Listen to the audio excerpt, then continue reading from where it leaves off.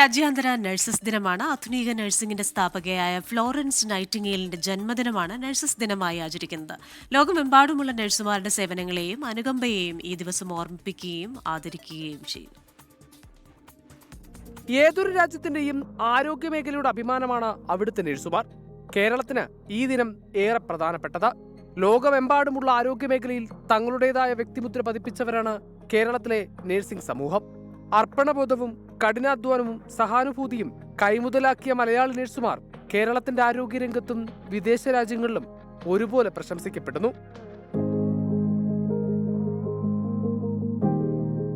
പേരാമ്പ്ര താലൂക്ക് ആശുപത്രിയിൽ രോഗി പരിചരണത്തിനിടെ നിപ ബാധിച്ച് മരിച്ച ലിനി ഒരേ സമയം കേരളത്തിന്റെ അഭിമാനവും വേദനയുമാണ്.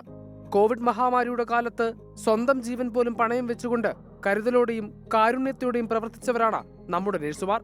വിദേശ രാജ്യങ്ങളിലും മലയാളി നഴ്സുമാർ അവരുടെ പ്രൊഫഷണലിസവും മനുഷ്യത്വ സമീപനവും കൊണ്ട് ശ്രദ്ധേയരാണ്.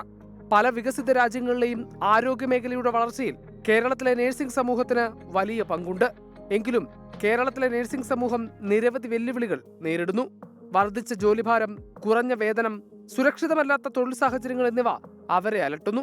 ഈ സാഹചര്യങ്ങളിൽ മാറ്റം വരുത്തേണ്ടതും അവരുടെ അവകാശങ്ങൾ സംരക്ഷിക്കേണ്ടതും അത്യാവശ്യമാണ്. അന്താരാഷ്ട്ര നഴ്സസ് ദിനത്തിൽ കേരളത്തിലെയും ലോകമെമ്പാടുമുള്ളതുമായ എല്ലാ നഴ്സുമാർക്കും 24-ന്റെ ആദരം. Research desk 24.